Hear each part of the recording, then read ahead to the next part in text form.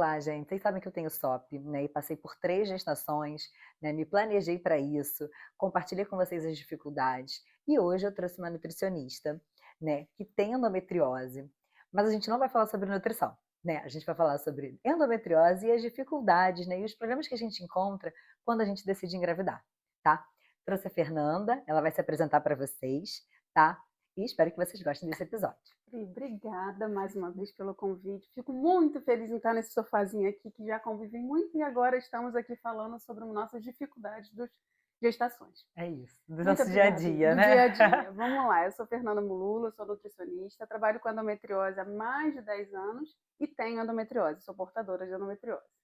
Dentro dessa rotina minha de endometriose, passei a trabalhar porque eu operei endometriose em 2011 e, consequentemente, passei a trabalhar com mulheres com endometriose e hoje é o meu maior público. O que eu mais vejo, mais falo e comento é sobre endometriose.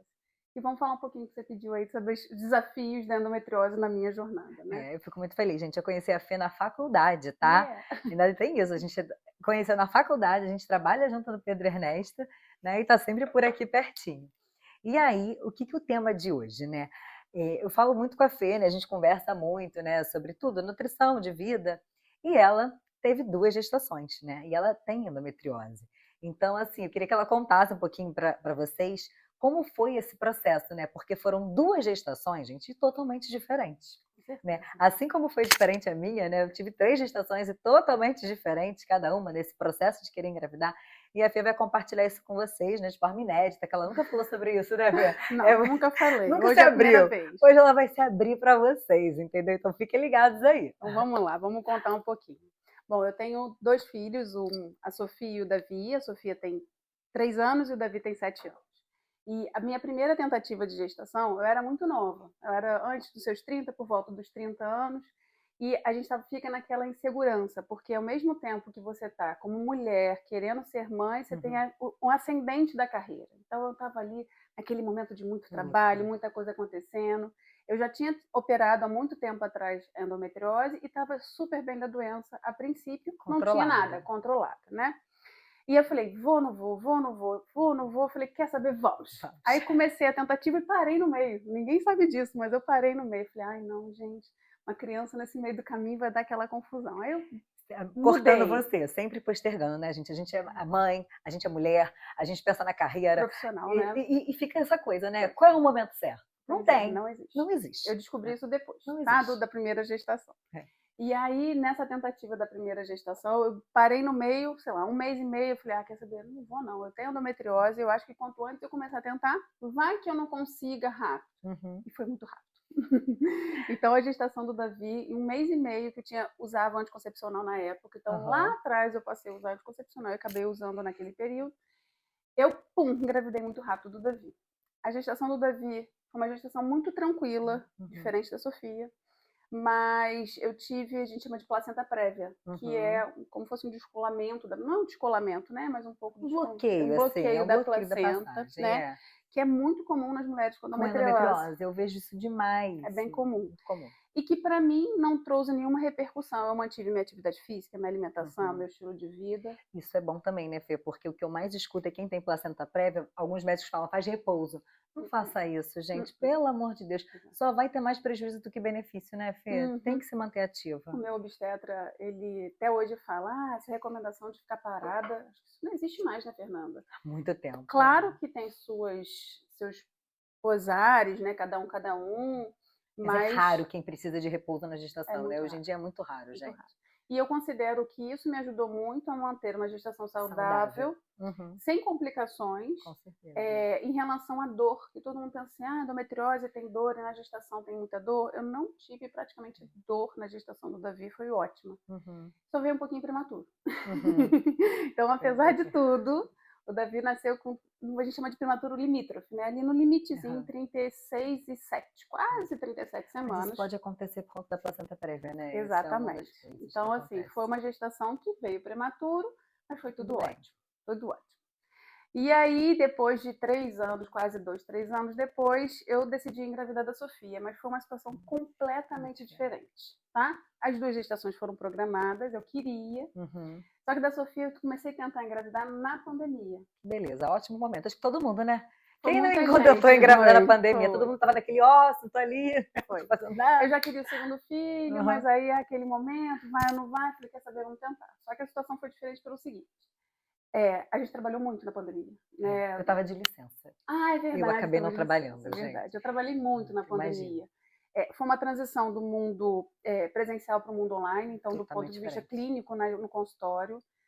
Trabalhei muito no Hospital. hospital, dando plantão, aquela tensão, aquela insegurança. E, ao mesmo tempo, dentro disso, uma piora no estilo de vida em relação ao estresse, bem Uhum. mais alto. A cafeína.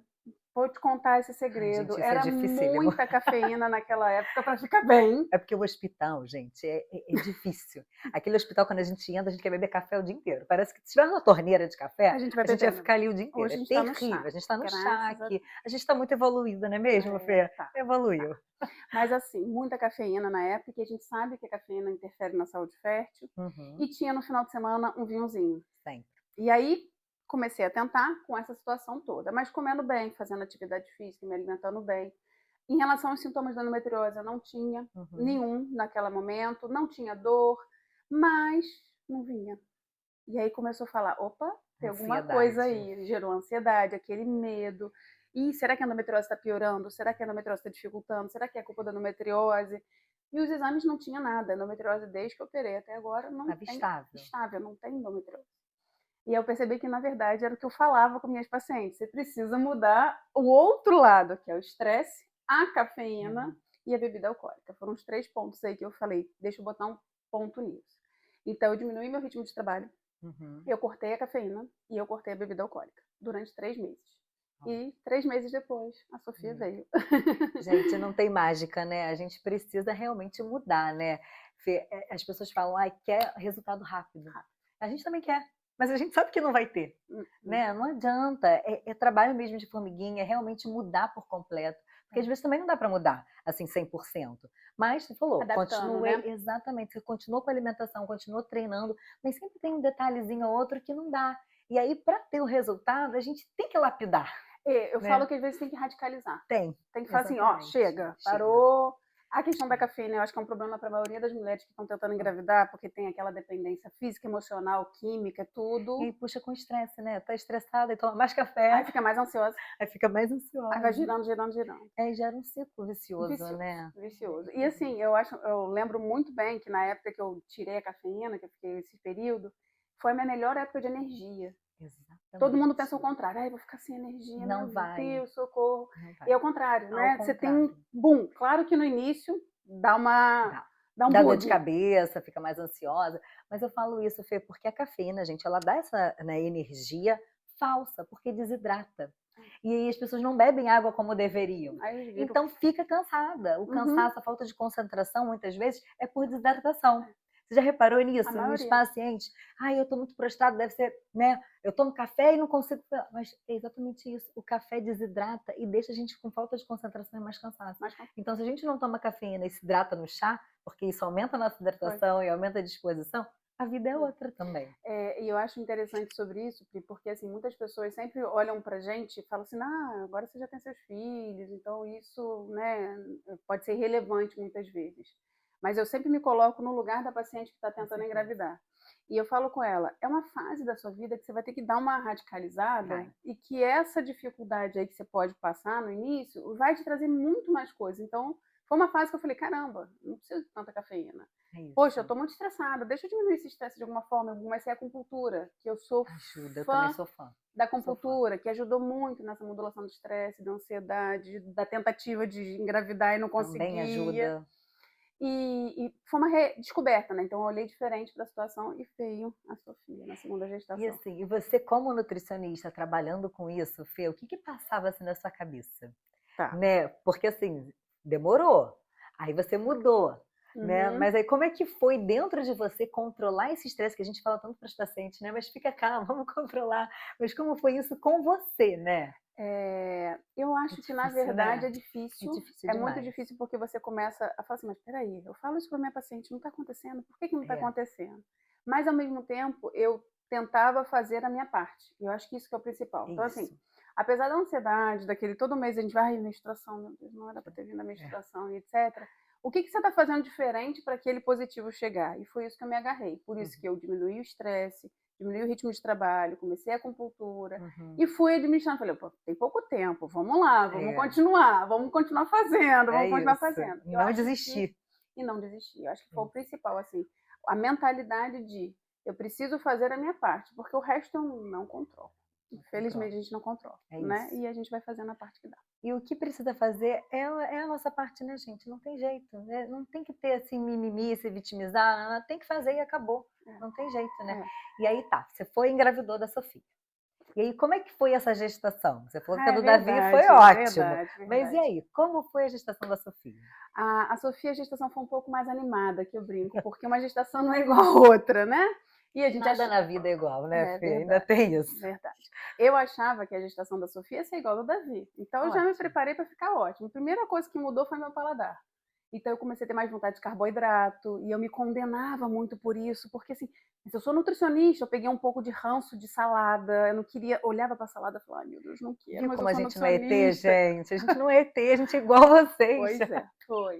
Então, eu peguei ranço de salada no primeiro trimestre, eu fiquei bem enjoada, mas não vomitei, mas bem enjoada, e que nada me dava jeito, só o carboidrato, então eu queria arroz, macarrão, feijão, pão, biscoito. Exato. Eu tenho uma brinca com uma paciente minha que eu fiquei com desejo daquele biscoito. Vou falar a marca aqui, Passatempo.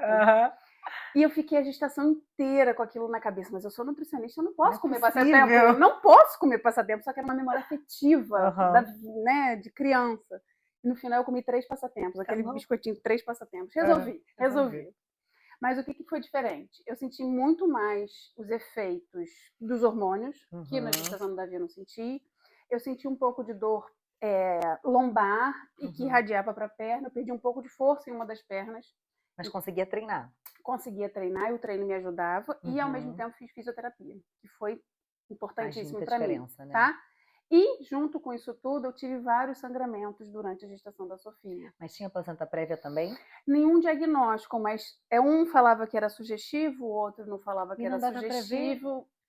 Porque estava muito pequena, então uma pessoa que fazia a ultrassom falava que tinha, a outra falava, não tenho placenta não. Enfim, então foram um monte de sustos durante a gestação dela.